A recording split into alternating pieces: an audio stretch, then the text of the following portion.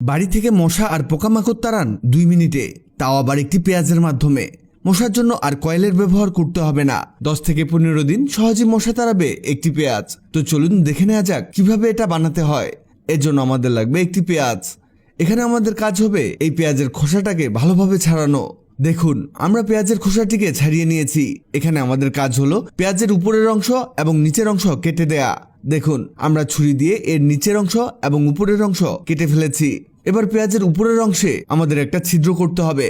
আপনি এই কাজটি ছুরির ঠিক উপরের অংশ দিয়ে করে নেবেন। এখানে সবচেয়ে ভালো হয় যদি আপনি বড় সাইজের পেঁয়াজ নেন, এতে এখানে বড় করে ছিদ্র করা যাবে। যত বেশি এখানে গ্যাপ থাকবে ততই ভালো। এটা যত বড় হবে আপনি ততই বেশি দিন এটা দিয়ে মশা তাড়াতে পারবেন। এরপরে লাগবে ন্যাপথালিন। আপনি বাজারে এটা খুব কম দামে পেয়ে যাবেন। এটাকে একটি টিস্যুতে মুড়িয়ে নিয়ে গুঁড়ো করতে হবে। এই দেখুন, আমাদের এটা একেবারে পাউডার হয়ে গেছে। এবার এই পাউডারটাকে আমাদের পেঁয়াজের মধ্যে ঢেলে দিতে হবে। এই দেখুন, এটা দেখা যাচ্ছে। এবার লাগবে সরিষার তেল।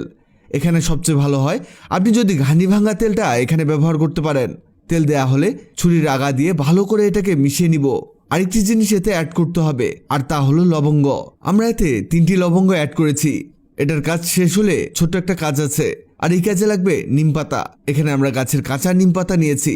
বেস্ট হয় আপনি যদি নিমপাতাগুলোকে রোদে শুকিয়ে এখানে ব্যবহার করেন, তবে সময় না পেলে এই কাঁচা নিমপাতা দিয়েও এই কাজটি করতে পারেন। আমরা নিমপাতাগুলোকে একেবারে ছোট ছোট করে কেটে নিব।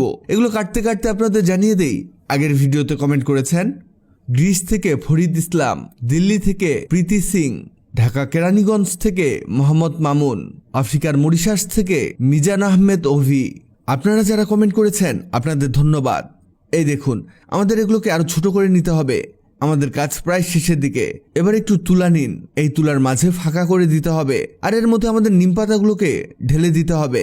এখানে খুব বেশি নিমপাতা দিতে হবে এমনটা না, এখানে আপনি যতটুকু পারা যায় ঠিক ততটুকুই দিবেন। এবার এটাকে রোল বানাতে হবে। হাত দিয়ে অথবা আঙ্গুল দিয়ে এটাকে এভাবে মুড়িয়ে নিবেন। এক্ষেত্রে এটাকে একটু শক্তপোক্ত করে মুড়িয়ে নিতে হবে, তা না হলে পরে এটা খুলে যেতে পারে। এটা ঠিক এমন হবে দেখুন। এবার এটাকে আমাদের পেঁয়াজের মধ্যে প্রবেশ করাতে হবে, মানে এটাকে আমাদের তেলের মধ্যে ভেজাতে হবে। এখানে এভাবে চেপে চেপে নিচে তেলের মধ্যে তুলা ভিজিয়ে নিব।